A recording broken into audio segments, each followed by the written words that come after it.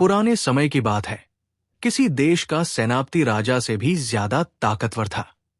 राजा इस बात से हमेशा परेशान रहता था। उसे पता था कि सेनापति ने लूटपाट करके अपनी ताकत बढ़ाई है। एक दिन सेनापति ने अचानक बगावत कर दी और राजा को मारकर खुद देश का राजा बन गया। कई साल राज करने के बाद उसने दरबार में ऐलान किया कि अब समय आ गया है कि मैं अपना उत्तराधिकारी चुनूं, जो मेरे बाद देश को संभाले। लेकिन मेरी एक शर्त है कि मेरा उत्तराधिकारी मुझसे भी ज्यादा चतुर और बुद्धिमान होना चाहिए।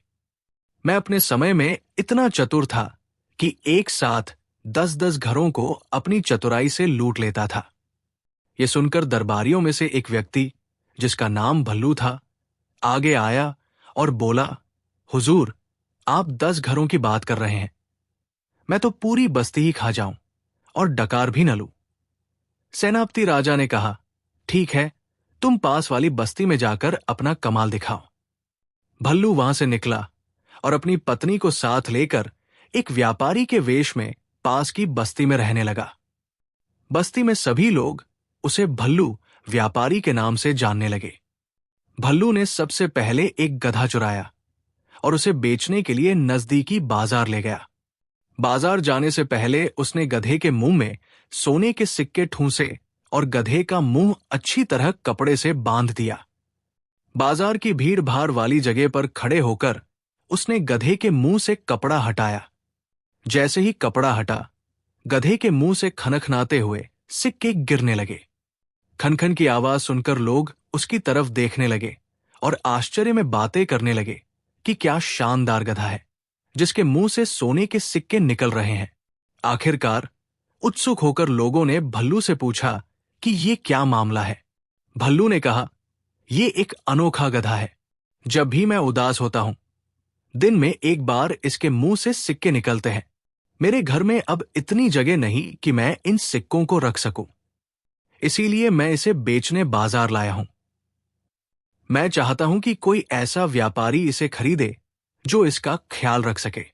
लोगों ने गधे के मुंह से सिक्के गिरते देखे थे और बाकी कहानी भल्लू व्यापारी ने बता दी थी। सबने सोचा कि इस गधे के लिए अगर मांगी गई कीमत भी दे दी जाए तो सौदा महंगा नहीं। बड़े बड़े व्यापारी गधे को खरीदने के लिए बोली लगाने लगे। आखिरकार एक व्यापारी ने गधे को 10,000 सोने के सिक्कों में खरीद लिया।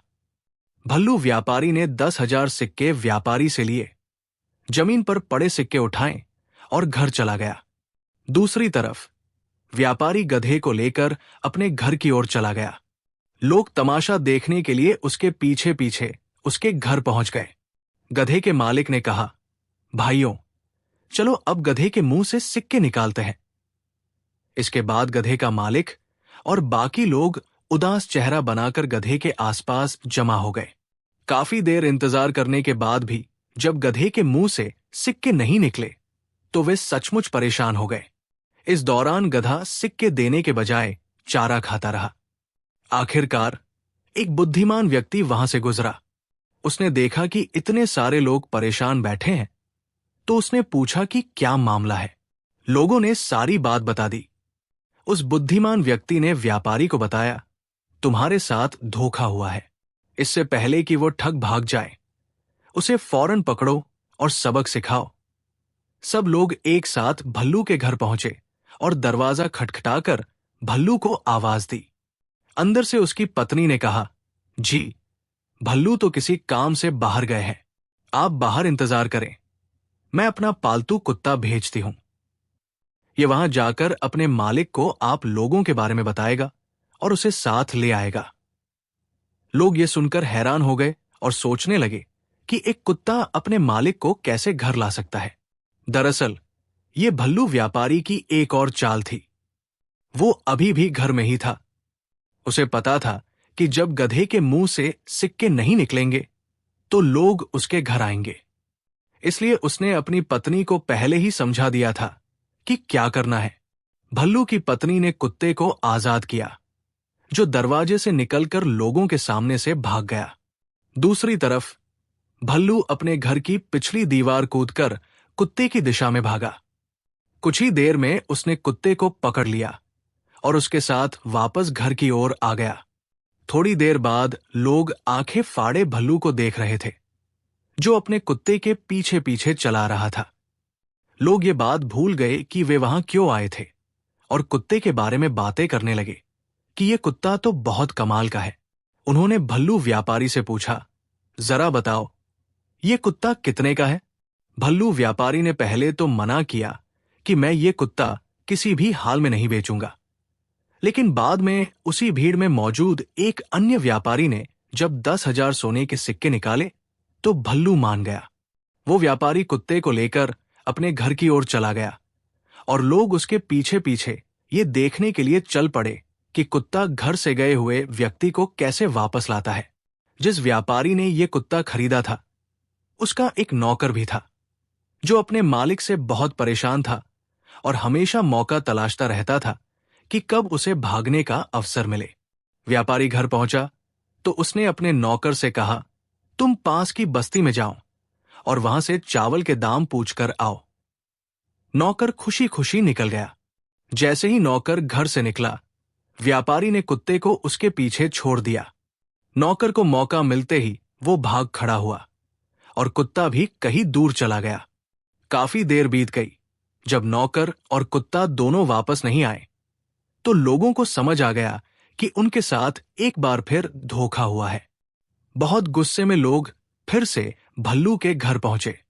जब जोर जोर से दरवाजा खटखटाने की आवाज आई तो भल्लू व्यापारी एक बार फिर घर की पिछली दीवार कूदकर बाहर निकल गया।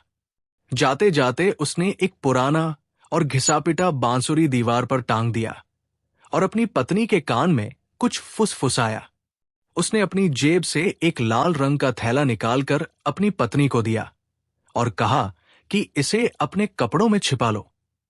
भल्लू की पत्नी ने दरवाजा खोला और लोगों से कहा कि उसका पति पास की बस्ती में किसी काम से गया है। लोगों ने कहा कि इस बार वे उस ठग के घर में बैठकर उसका इंतजार करेंगे। इस तरह दोनों व्यापारी, जिन्हें ठगा गया था, और बस्ती के बाकी लोग भल्लू के घर में बैठ गए। कुछ देर बाद भल्लू व्यापारी घर में दाखिल हुआ और एक नई योजना के तहत लोगों का सम्मान और आदर करते हुए बार बार झुककर अभिवादन करने लगा। उसने अपनी पत्नी से पूछा, मेरे खास मेहमानों का सम्मान और स्वागत में कोई कमी तो नहीं छोड़ी? क्या तुमने मेरे इन मेहमानों को कुछ खाने को दिया या नहीं? भल्लू की इन चिकनी चुपड़ी बातों को सुनकर लोग मन ही मन शर्मिंदा होने लगे और सोचने लगे कि जिसे हम ठग और धोखेबाज समझ रहे थे, वो तो वास्तव में बहुत नेक और अच्छा इंसान है। भल्लू की पत्नी ने इनकार में सिर हिलाते हुए कहा, इन बेकार और फालतू लोगों को कौन मेहमान बनाता है? मैं तो इन्हें पानी भी नहीं पूछूंगी और तुम खाने की बात कर रहे हो। ये सुनकर भल्लू गुस्से से लाल पीला हो गया और अपनी जेब से एक खंजर निकालकर अपनी पत्नी के पेट में घूम दिया। खून का एक फव्वारा निकला और भल्लू की पत्नी वही गिरकर मर गई। ये देखकर वहां बैठे लोग भल्लू पर बरसने लगे और कहने लगे, तुमने इतनी छोटी सी बात पर अपनी पत्नी को मार डाला। भल्लू व्यापारी ने कहा, आप लोग चिंता न करें, ये तो हमारा रोज का काम है। मैं अक्सर गुस्से में आकर अपनी पत्नी को मार देता हूं और फिर इस बांसुरी की मदद से उसे जिंदा कर देता हूं। उसने दीवार पर टंगे घिसे पिटे बांसुरी की ओर इशारा किया। कुछ ही देर बाद भल्लू ने वो बांसुरी उतारी और सपेरों की तरह अपनी पत्नी के पास बैठकर उसे बजाने लगा। थोड़ी देर बाद भल्लू की पत्नी, जो खंजर के वार से मर चुकी थी, अचानक उठ खड़ी हुई और गुस्से से अपने पति से पूछने लगी, तुमने मुझे एक बार फिर मार डाला।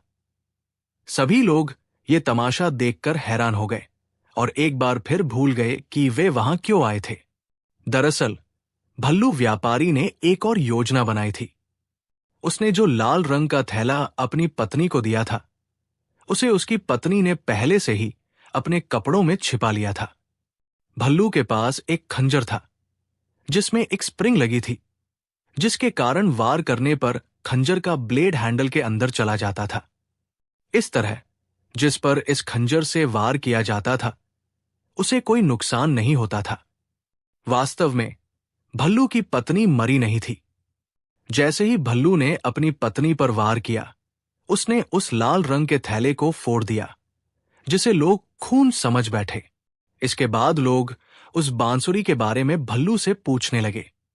भल्लू व्यापारी ने कहा, यह बांसुरी मेरे दादाजी की निशानी है, मैं इसे किसी भी कीमत पर नहीं बेचूंगा। लेकिन एक और व्यापारी आगे आया और 10,000 सोने के सिक्के देकर भल्लू से वो बांसुरी खरीद ली। इसके बाद लोग अपने अपने घर चले गए। जिस व्यापारी ने वो बांसुरी खरीदी थी, वो अपनी पत्नी से बहुत परेशान था, क्योंकि उसकी पत्नी हर दिन उससे झगड़ा करती थी। उसने सोचा कि आज अगर मेरी पत्नी ने झगड़ा किया तो मैं उसे मार दूंगा और अगले दिन उसे बांसुरी से जिंदा कर दूंगा। जैसे ही व्यापारी घर पहुंचा, उसकी पत्नी ने हमेशा की तरह झगड़ा शुरू कर दिया। व्यापारी ने जेब से खंजर निकाला और अपनी पत्नी के पेट में घोंप दिया। व्यापारी की पत्नी वहीं गिरकर मर गई। सुबह उठकर व्यापारी ने सोचा कि अब अपनी पत्नी को जिंदा करना है। उसने बांसुरी ली और अपनी पत्नी के पास बैठकर उसे बजाने लगा। लेकिन पत्नी जिंदा नहीं हुई। काफी देर तक वो बांसुरी बजाता रहा, थक गया, लेकिन पत्नी नहीं उठी। धीरे धीरे उसे एहसास हुआ कि उसने कितनी बड़ी मूर्खता कर दी। वो उदास चेहरा लिए घर से बाहर निकला तो लोग उसकी ओर बढ़े। वे जानना चाहते थे कि बांसुरी ने क्या कमाल दिखाया। व्यापारी ने लोगों के बार बार पूछने पर रात की सारी घटना बता दी और कहा कि इस ठग की वजह से मेरी पत्नी मर गई। इस बार लोग गुस्से की हद तक पहुंच गए। उन्होंने कहा कि इस बार बिना कुछ देखे सुने इस ठग भल्लू को एक बोरी में बांधकर समुद्र में फेंक देना है। सभी ने इस बात पर सहमति जताई। एक बार फिर सब लोग एक साथ भल्लू व्यापारी के घर पहुंचे और इस बार उसे भागने का मौका नहीं दिया। लोगों ने उसके हाथ पैर बांधे, उसे एक बड़ी बोरी में डाला और समुद्र की ओर चल पड़े। समुद्र वहां से काफी दूर था। लोग बारी बारी से भल्लू को बोरी में उठाकर ले जाते जाते थक गए। समुद्र अभी कुछ दूरी पर ही था कि उन्होंने सोचा कि थोड़ा रुककर आराम कर लिया जाए। इसलिए वे एक पेड़ के नीचे आराम करने के लिए लेट गए। थकान की वजह से कुछ ही देर में सभी लोग गहरी नींद में सो गए। बोरी में बंधा भल्लू भूख और प्यास से तड़पकर चीखने चिल्लाने लगा, लेकिन उनमें से कोई नहीं जागा। इसी दौरान एक चरवाहा अपनी 100 भेड़ों के साथ वहां से गुजरा। उसने देखा कि बहुत सारे लोग गहरी नींद में सो रहे हैं और उनके पास एक बोरी में कोई व्यक्ति चिल्ला रहा है। चरवाहे ने अपनी भेड़ों को एक तरफ चरने के लिए छोड़ दिया और बोरी खोलकर भल्लू व्यापारी को पानी पिलाया। उसने पूछा, तुम कौन हो? ये आसपास सोए हुए लोग कौन हैं? और तुम इस बोरी में क्यों बंधे हो? भल्लू व्यापारी ने जवाब दिया, ये जितने लोग सो रहे हैं, ये मेरे परिवार के लोग हैं। ये मेरी शादी जबरदस्ती समुद्र पार की राजकुमारी से करवाना चाहते हैं, लेकिन मुझे धन दौलत का जरा भी लालच नहीं है। मैं अपनी चचेरी बहन से शादी करना चाहता हूं, इसलिए मैं इस शादी के लिए तैयार नहीं हूं। जब मैंने मना किया तो इन्होंने मुझे बोरी में बांध दिया और इसी हालत में मेरी शादी समुद्र पार की उस राजकुमारी से करवाना चाहते हैं। चरवाहा भल्लू की बातें सुनकर प्रभावित हो गया और पूछने लगा, बताओ, क्या मैं तुम्हारी किसी मदद कर सकता हूं? भल्लू व्यापारी तुरंत बोला, क्यों नहीं, तुम मेरी जगह इस बोरी में बैठ जाओ। जब ये बोरी राजकुमारी के पास पहुंचेगी तो तुम्हारी शादी उससे हो जाएगी और तुम अकेले इस सल्तनत के मालिक बन जाओगे। चरवाहा ये सुनकर बहुत खुश हुआ और तुरंत छलांग लगाकर बोरी में जा बैठा। भल्लू ने बोरी का मुंह बांधा, चरवाहे की सारी भेड़ें ली और वहां से भाग निकला।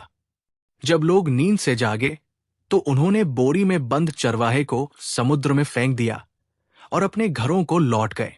अगले दिन उन्होंने देखा कि भल्लू व्यापारी के घर के बाहर 100 भेड़ें बंधी हुई हैं। लोग भल्लू के घर गए तो अपनी आंखों पर विश्वास नहीं कर पाए। जिसे उन्होंने बोरी में बांधकर समुद्र में फेंक दिया था, वो अपनी पत्नी के साथ हंसते बातें करते हुए घर में मौजूद था। उन्होंने भल्लू से पूछा, हमने तो तुम्हें समुद्र में फेंक दिया था, फिर तुम सही सलामत घर में कैसे मौजूद हो? बल्कि अपने साथ 100 भेड़े भी ले आए। ये माजरा क्या है? भल्लू व्यापारी बोला, जब तुम लोगों ने मुझे समुद्र में फेंका तो एक जलपरी ने मुझे बचा लिया। वो मुझे देखते ही मुझ पर मोहित हो गई और मुझे अपने साथ समुद्र के नीचे अपने महल में ले गई। उसने मुझसे शादी का प्रस्ताव रखा तो मैंने कहा कि मैं पहले से शादीशुदा हूं और अपने घर वापस जाना चाहता हूं। तब जलपरी ने मुझे वापस आने की इजाजत दे दी और मुझे तोहफे में 100 भेड़े दी। जाते जाते उसने मुझसे कहा कि जो कोई भी यहां जलपरियों से शादी करना चाहता है और यहां जीवन बिताना चाहता है, उसे बोरी में बांधकर यहां लाना। यकीन मानो, जो भी हमसे शादी करेगा और यहां रहेगा, उसका जीवन ऐशो आराम में गुजरेगा। यह सुनकर वहां मौजूद हर व्यक्ति बोला, मैं वहां जाना चाहता हूं। भल्लू ने कहा, तुम लोग बहुत कम हो।